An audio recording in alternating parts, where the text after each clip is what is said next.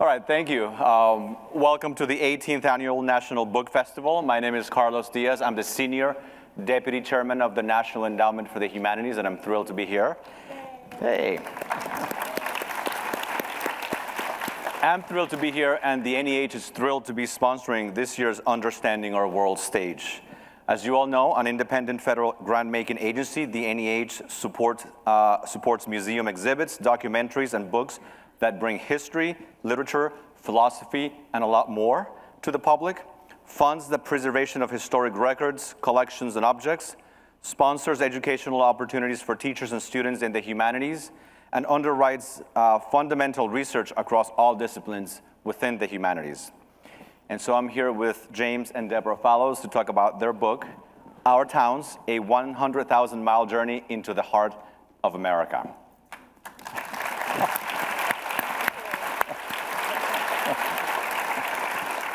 Let me give you a little background. A little over 5 years ago, Jim and Deb posted a message on the Atlantic Magazine website. They asked readers to recommend small towns and cities across the US that were experiencing economic recoveries. Flooded by responses, they narrowed the list to about 30 places, which they proceeded to visit over the next few years. These visits were not just casual drop-ins. They came, stayed, and in many cases came back and stayed again, searching for what might be called the source of a new American prosperity. Their book is the subject of today's conversation. No stranger to Washington, D.C., Jim worked in the Carter administration as chief speechwriter.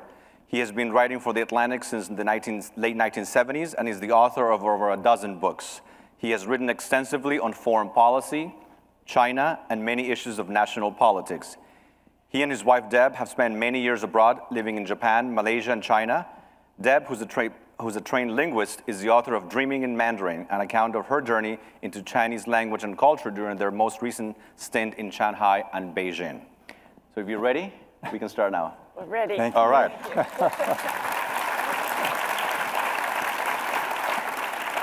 So the first, and by the way, I'll ask a few questions, and then I'm sure your questions are going to be better than my questions, so we'll leave a few minutes for Q&A from the audience so you can ask them any questions you want.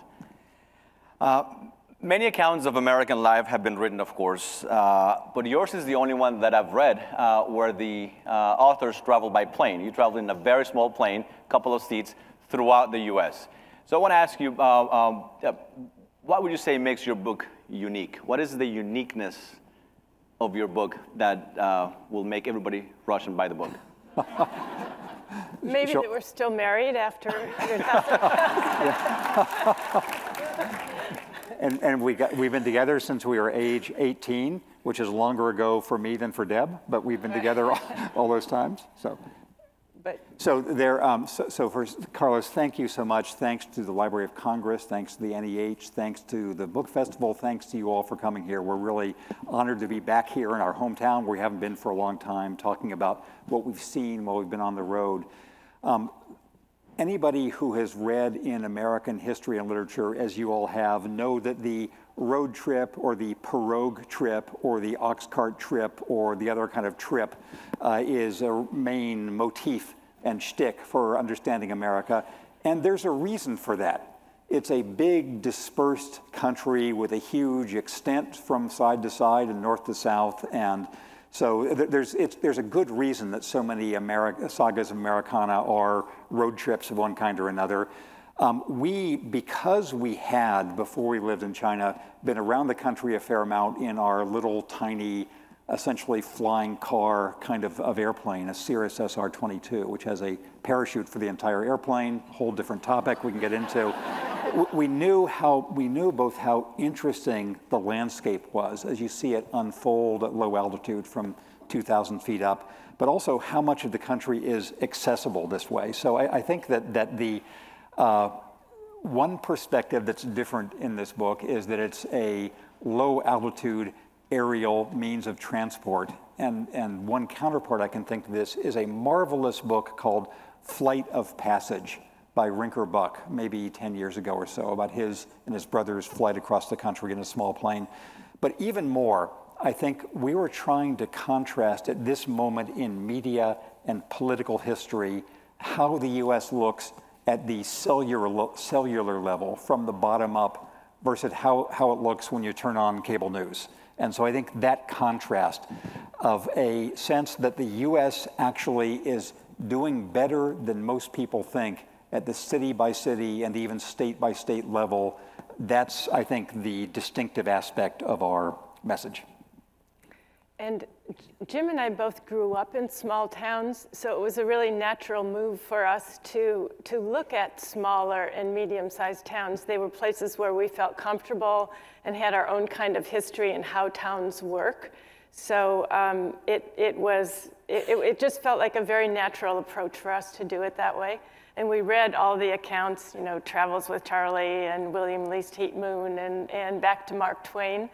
And they were a wonderful and humbling beginning, and we also learned some lessons from them on how to do it, how to drop into places and get a good start, but also how to stay we stayed for a while. I suppose Mark Twain had to stay for a while because he took longer to get places back in the day, but that was an extremely enjoyable part of our life to feel like we got a sense of the spirit of the places where we were. So you got hundreds of recommendations. How did you narrow the list down to 30 cities? It was a combination of science and happenstance. When we started doing this, we wanted to go to a couple places where we had little tendrils of connection, like Sioux Falls, South Dakota, which is a huge and fascinating place that I had never been before, and you'd been there once at some event at Augustana College, so we thought, there's lots going on in Sioux Falls, let's try that. We had somebody we knew in Holland, Michigan.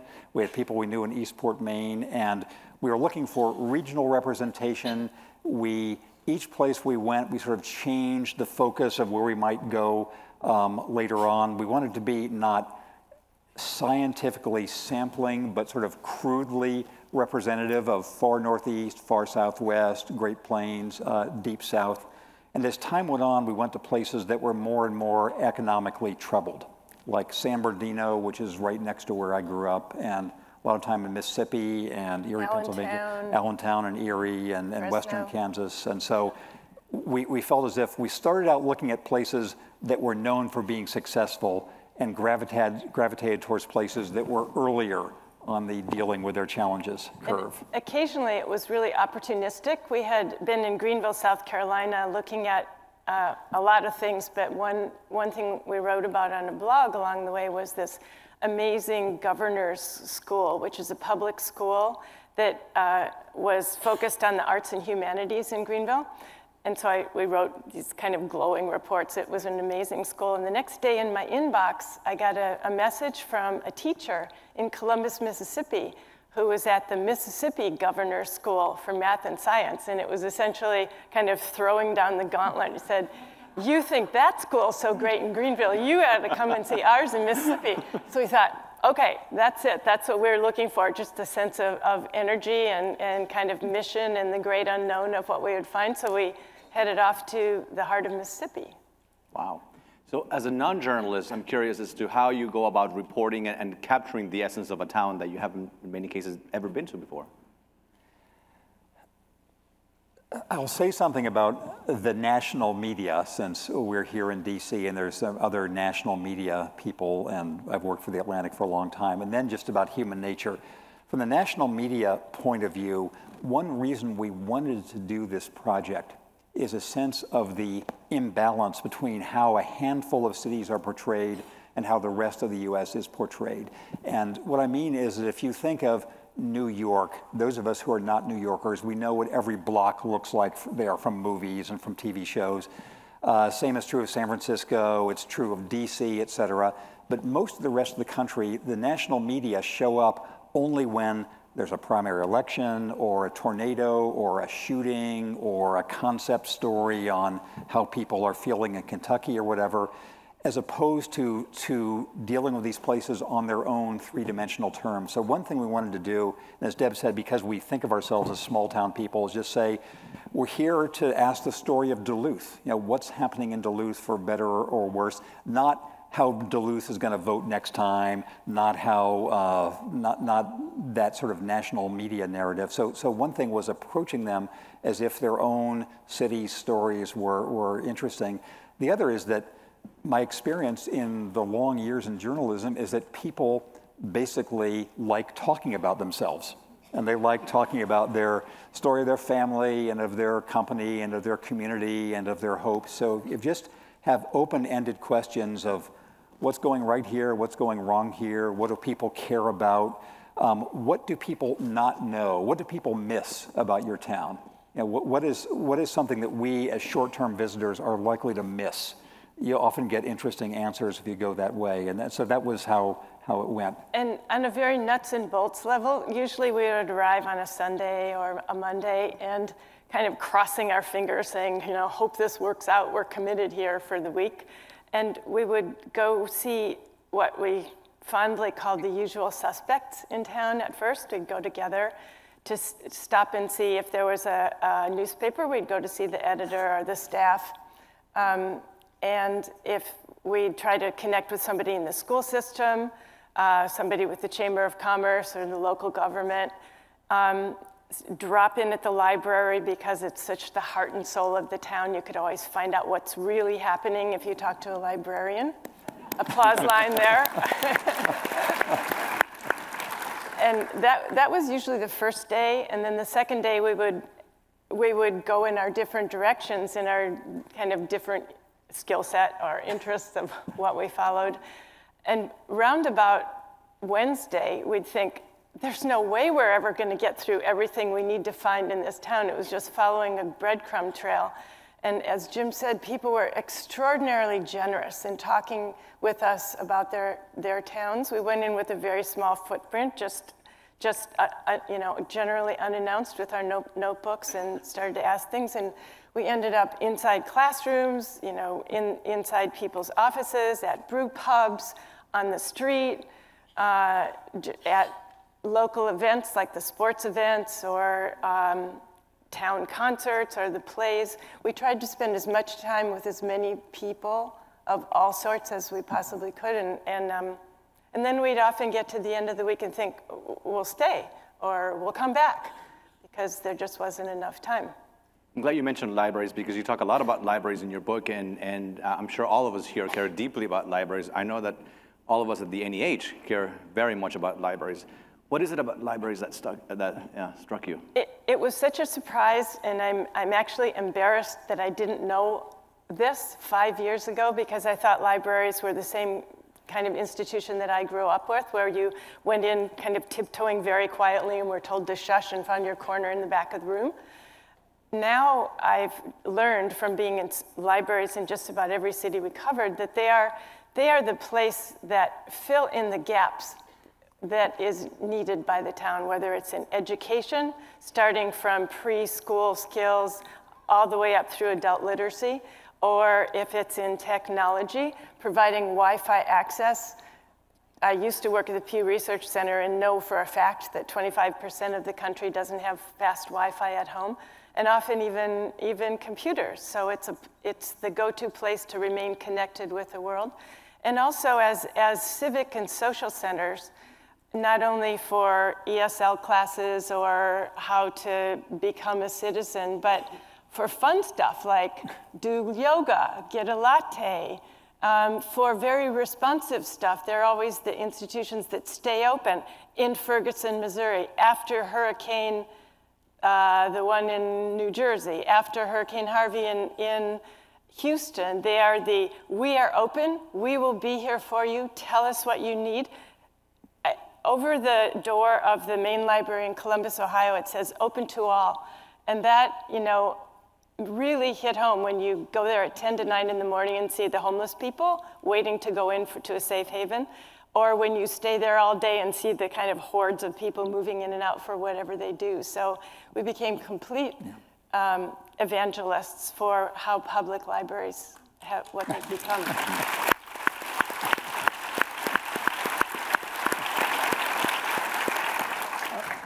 Besides libraries, were there any other institutions that taught you something about America that you didn't know already? Yes, my equivalent of the embarrassed to say I didn't know this before discovery for Deb with libraries is community colleges. And I say that because, so we've spent, as Carlos said, we spent a lot of our life overseas and seeing the US from afar. And from an overseas perspective, even more than from a domestic perspective, you know, the research universities are, of course, so crucial to American leadership and future economic and other prospects, et cetera. And that is true. But I had no firsthand appreciation of how crucial community colleges are right at this moment of economic history and of cultural history in this way. We went to a lot of places where there'd been some kind of historic economic shock. In Erie, Pennsylvania, the big GE plant is closing down. In Allentown, of course, the steel mills have gone away there. In Greenville, South Carolina, the textile industries have gone away. And there's a giant list of places that have been through those phase shifts that are a recurring part of world economic history. And you could see that in those places, students whose parents might have worked in the big factory and who themselves were not going to work in the big factory because the big factory was gone and it was not going to come back. The opportunities for those students, the children of the big factory workers, actually do exist in welding and in clean energy and in construction and in healthcare and in robotics and in lots of skilled technical jobs that are the equivalent of the old factory jobs. It's just they're not in the giant factory. And there's almost any of those fields, they are desperate for people who have those skills for relatively good paying jobs. The community colleges, among the things they do is connect those students with those opportunities. We saw those a million places. I'll just give one illustration, and I'll give two brief illustrations, both in the South. One, it was in coastal Georgia, in Camden County, Georgia, St. Mary's and Kingsland. Their high school there has this really advanced career technical training program. Every high school student gets a, quote, normal high school course, and they have AP and everything else. But also they have one or five vocational tracks they have to go through, and they come out with licenses in welding or certificates in nursing or whatever. So they come out qualified for actual jobs. The other is in the so-called Golden Triangle of Mississippi, of Columbus, West Point, and Starkville. The East Mississippi Community College is training people who have never worked, who've been in prison, who've been on welfare or whatever, for these new factory jobs they're creating there. So I now think that community colleges are the most important part of the American educational system right now.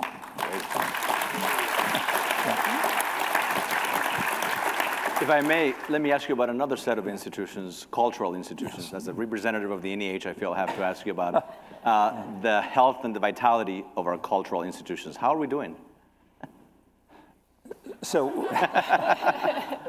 we saw, Deb and I are both sort of Philistines, so we had not paid that much attention to public art in general or the institutional cultural patrimony that you all are creating and others, and we come away being really impressed by that too. That the sense of local patriotism, local place, local engagement that comes from libraries and from museums and from public places of all sorts. I'll give an illustration from Mississippi, and you maybe one from Duluth, or another one. So in the East Mississippi, or the Mississippi School of Math and Sciences that Deb was mentioning, this is from a place, obviously, everything about Mississippi is burden shaped and seen through the legacy of slavery and race there. And this part of Mississippi in particular was the hospital town for the Battle of Shiloh, and they had lots of plantations around there in the slavery days. And the whole mission of the Mississippi School of Math and Sciences, despite its name, is essentially teaching the history and the culture of that region. They do reenactments of every stage of the area's history with a mixed race cast of the school students from all across the state playing plantation owners and enslaved people and people during the Reconstruction era and every stage of the city's history. And so it's a crucial part of that area's identity, the humanities formation they're all getting. And two other examples from opposite ends of the country. And let me start by saying that institution feels like a really big word when you're in a small town. So I would shrink that down to the local theater or the local art gallery or the local performing arts center. We saw two towns in particular that seemed to be recreating themselves with the core of being their arts programs, their arts in some way or another. Ajo, Arizona, which is a small former mining town in southwest Arizona. Eastport, Maine, which is as far down east as you, across from Campobello Island. It's way out there. In Eastport, in particular, everything in the town is starting to be organized around the arts in some way. The Main Street redevelopment of the town, which is anchored by a former bank building, which is now, it's called the Tides Institute and Museum. It's all of the history of the town in museum form. Everybody's everything from this old fishing town that's ever existed in a lovely way. All along the Main Street are galleries and studios, and there are art walks every night because everyone in town seems to be an artist of some sort. The light, it's about the light, they said in both of those towns. In Eastport, Maine, which it has 1,400 people, everybody has to be part of this, otherwise the town just won't work. We went to a performance one night in what's their art center, it's a civic building, of the Glass Menagerie, 3 people. They can't have big productions. The stage manager was also the barista in the coffee shop and the nephrologist in the clinic, and she just had purchased a dog kennel where people would go. Mixed and matched somehow. The guy taking tickets for the performance was the editor of the newspaper. So you were really a slacker if you didn't wear 3 hats, and one of them had to be something about promoting and sustaining the arts in that community. Great. So, you met hundreds and hundreds of people. Was there any one person that you said, wow, everybody should meet this person? And can you describe this person? Okay. Go. I'm going to lead with one person. And there is a young guy in his mid-30s in Erie, Pennsylvania. His name is Furky Ferrati. It's Furky, last name F-E-R-A-T-I, Furky Ferrati. He is a refugee. He's from Albanian Kosovar. He, blah, blah, blah, troubles in the country. When he was 15 years old, he came with his family, this is 20 years ago roughly, to the US. And a story he has told, I'm sure, many times. I can't tell it as well as he does, but when they ended up in New York, they asked the family, where would you like to go? And they said, well, we'd like to be near New York, meaning New York City. And they said, great, we've got the place for you, Erie, Pennsylvania. It's right next to New York. And Furky has said that was kind of the greatest thing that went wrong and then right in his life, because he was mentored. 10% of the people in Erie, Pennsylvania are refugees, just flat out refugees. And they have an amazing system of how to embrace and incorporate this population into the town, which has been the secret to the economic success of the town. Furky himself, came as a 15-year-old. He went into a high school. Then he went to college. There are 4 colleges in Erie, Pennsylvania. Who knew? We all know now. He just earned his Ph.D. from at the University of Pittsburgh, I think so, yeah. In U.S. studies. And if this kid had been born in the U.S., we would end up knowing a lot more about him. He is a player in his town. He now runs what is the equivalent of Brookings AEI, pick your institution, an intellectual and civic institution in town. He's gorgeous. He has a charismatic, has a young Russian wife whom he met on a year abroad. They have become a core of the town, and you think, This is great because it's Ferky. He's just who he is. And this is great because it's America. And this is who we bring here. And this is what they can do here. So he's my nominee.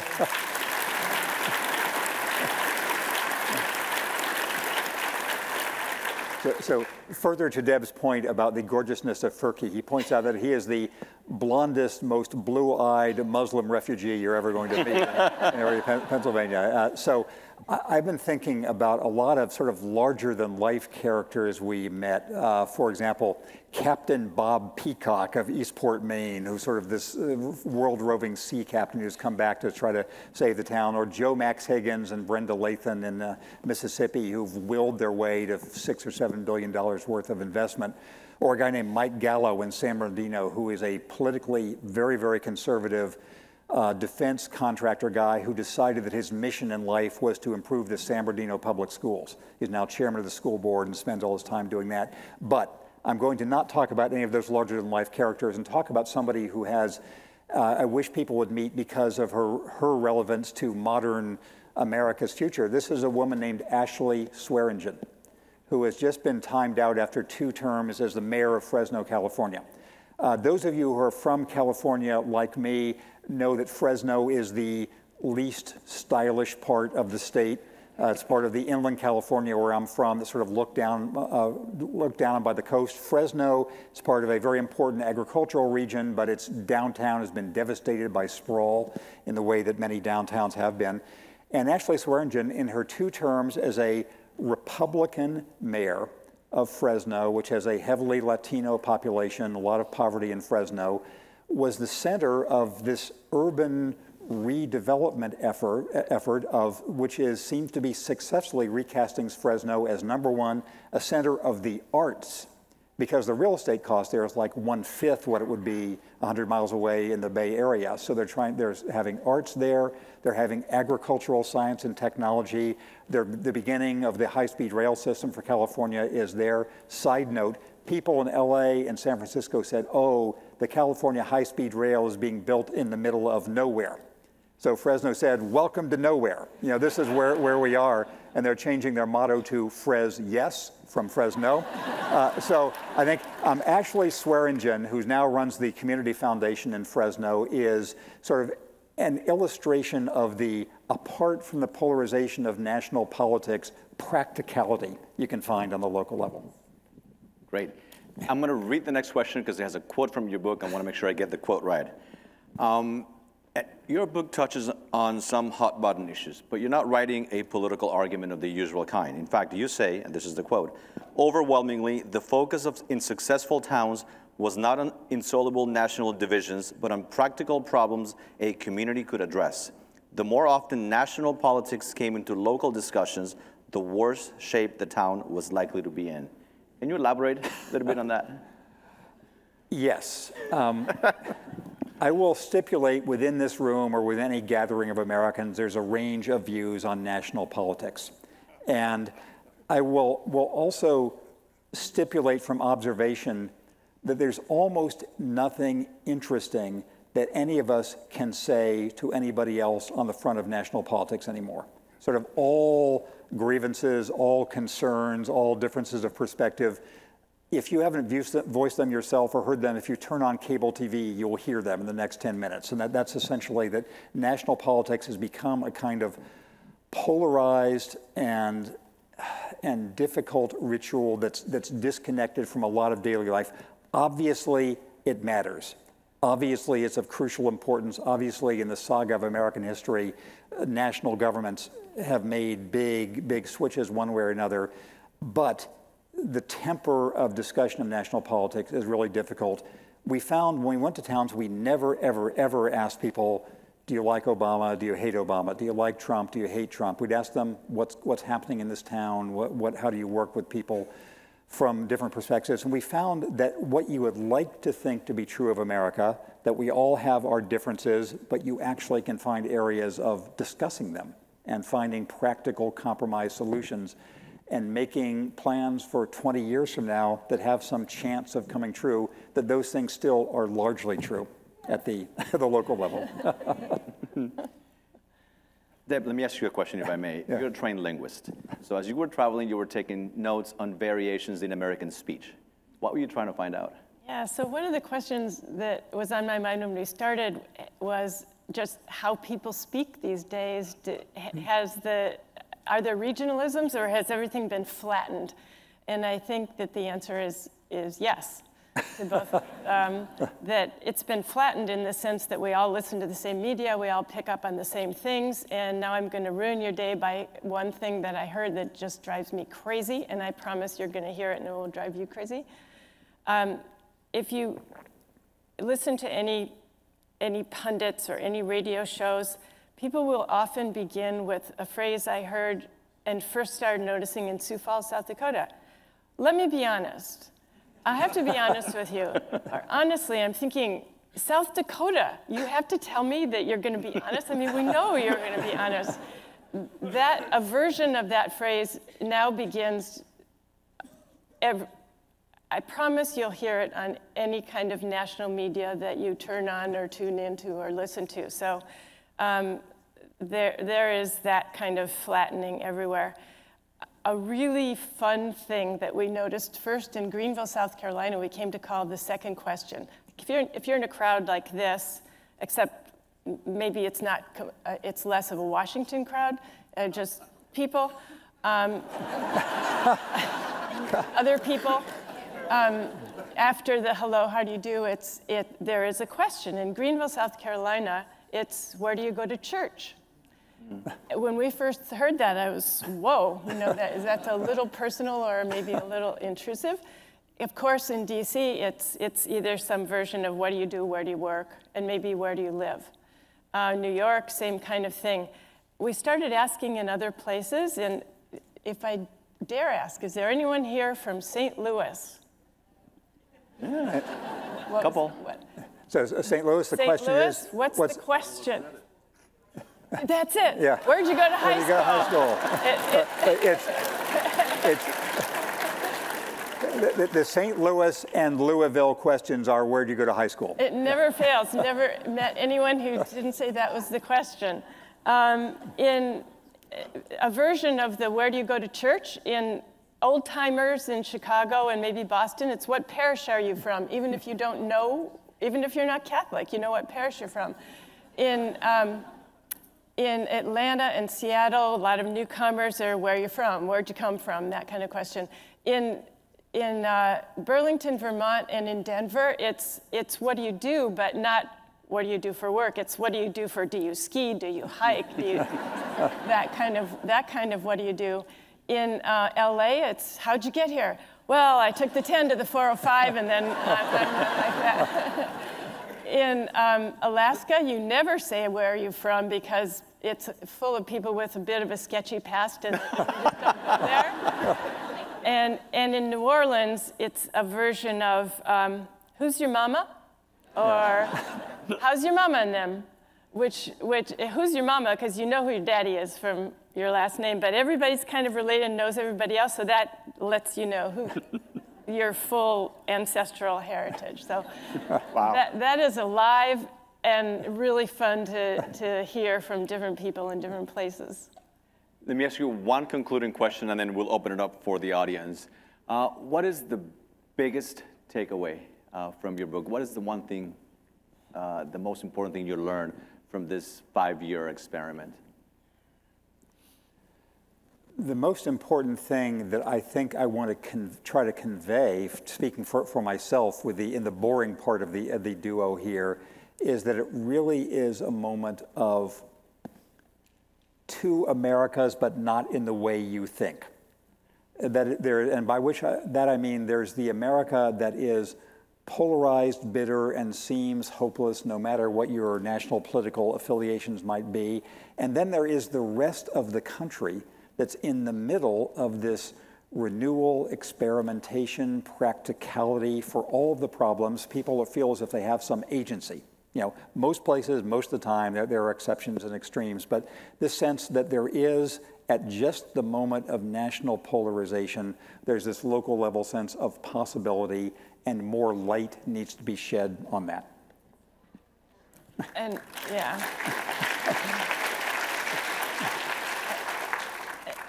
And I, of course, agree with Jim, and would just add... the sarcasm there was dripping. The of course part. Okay. Where were we? It's about, the one thing I was going to add is cooperative and collaborative sense of how people are working together in these towns. It's beyond politics. It's that we can make stuff happen here. It's up to us. We have the authority and the obligation, and we can individually and then better collectively make an impact that's kind of beyond our differences. And one proof of how deeply that goes comes from Columbus, Ohio, where there's so much collaboration going on that they've shortened the word collaborate to just collab. We collab, because it takes too long, so. All right. So if there are any questions, there are a couple of microphones up here in the front, and I'll ask that, for you to please say your name, where you're from, and remember that question should be brief and end in a question mark. All right. My name is Lisa. I'm originally from Philadelphia, and I now live in Arlington. And my question is, I know that you have both traveled so much in Asia, and I was just wondering, and obviously you probably went to a lot of small towns in China and Asia and other places you traveled, and if you found any sort of obvious or significant cultural differences from all of your travels, you know, between Asia or the East and the small towns you went to here in America, in terms of perspectives.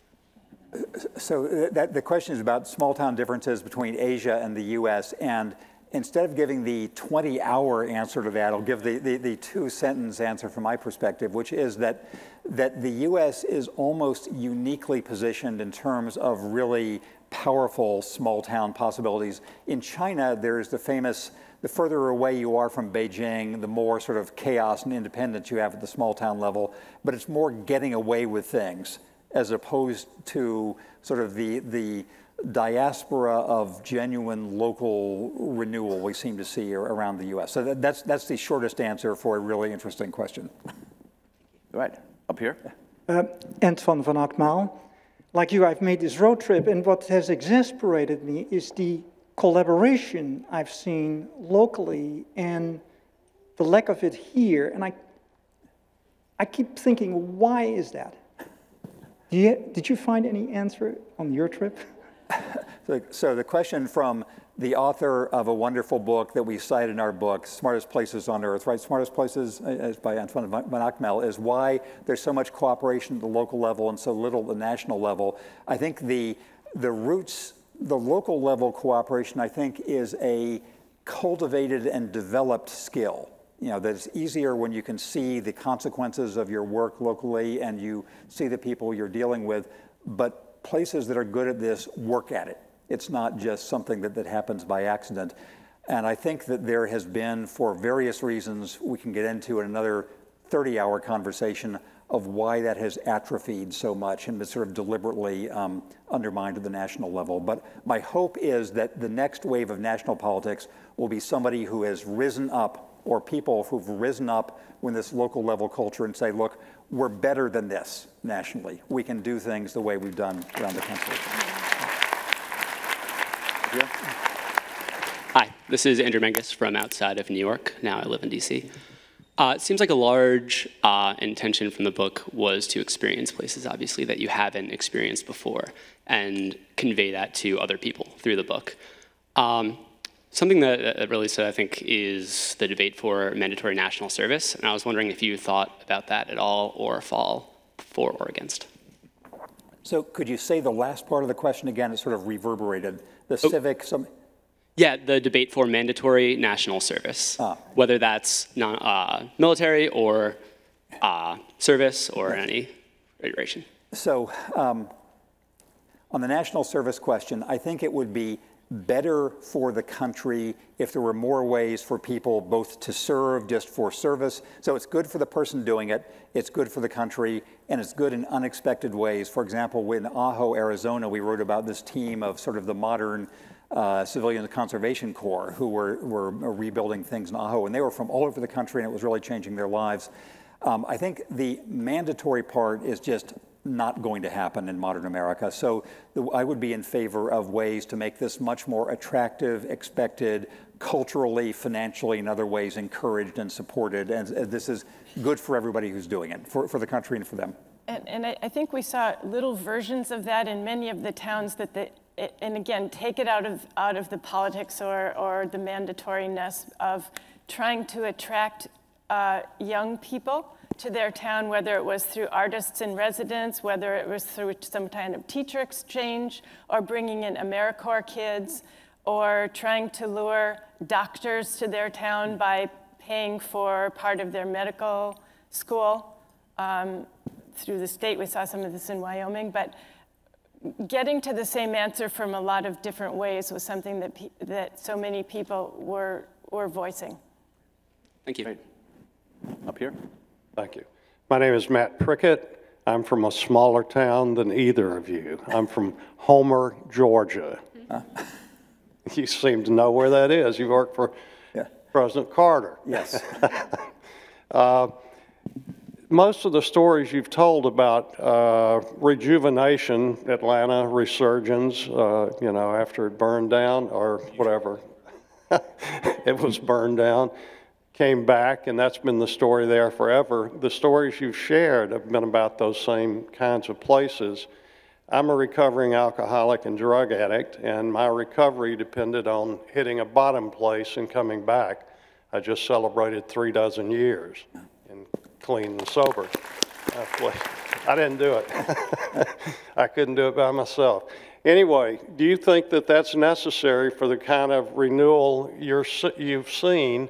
Big cities like LA, New York, Washington, I don't think the construction crane was ever endangered here during the financial crisis. So how do you feel about where people have to be before they're willing to come back? That's another deep and fascinating question. And the short answer would be, we've seen a number of different paths. One path is some communities, like some people, bottom out and don't recover. You know, the story of the U.S. since the time of the Civil War is a lot of really small communities just have gone away because some are just too small. There are some communities that, as you say, they need a crisis to get their attention. San Bernardino has been in sort of perpetual crisis, and they are coming back now in a slow way. Erie is in the middle of doing that right now. There are other places we saw that were able to sort of anticipate their crises, and I'd put Greenville, South Carolina, at the top of that list. They saw 25 years ago that textiles, which were most of their economy, were going to be none of their economy, which is the case now, and they were able to sort of get ahead of the curve there. So I think that as with human beings, there are these different paths. For some people, it's a healthy tonic. For some, it's too much. Some people can avoid it. I think we're going to have to wrap it up, so time for one more question. Yeah. Hi, I'm visiting here from Orlando, Florida, and I've been a nurse and a nurse practitioner for 40 years. And I was wondering if you had an opportunity to talk to doctors, hospital administrators, nurses in the locations you went, and what healthcare is like out there. You want to talk about it? So I'll just answer briefly and give it to Deb. So obviously healthcare is a very important part both of life and of the economy in many of these places, in good ways and in troubling ways on budgetary issues, and also in drug treatment. So yes, we tried to spend a lot of time learning about the healthcare situation. You can talk maybe about Ajo as just one illustration. The rural, very hard word to say, healthcare situation, it was the most dramatic to us. In a town like Ajo, there was one clinic that had to be prepared for everything from, no kidding, Ebola outbreaks to electricity shortages or cutoffs. And everyone in that town was worried about what happens when the one doctor retires or the one nurse practitioner retires. How are we going to get somebody else back to that town? And it's a serious issue because while it's the major health resource for the whole town, nearest hospital 80 miles away, a lot of things like prenatal care just don't exist. It's in jeopardy, and you basically don't live in that town if you have some health issues that you're worried about. So We saw people struggling over it and working the system every way they could to try to get more support for their clinics and healthcare services. On the good side, we also saw so many nursing programs where men and women saw this as a professional career that they could access and would give them a reliable, strong, worthy profession. Thank you. Thank you. Before concluding, I just want to highlight the fact that Jim and Deb are going to be signing copies of their book at 2:30. Locations are posted throughout the building. Any concluding thoughts before we thank you? We're so grateful for your attention and for your wonderful questions, for all of your questions. So thank you. It's a real honor to be here. Thank you. Thank you. Thank you.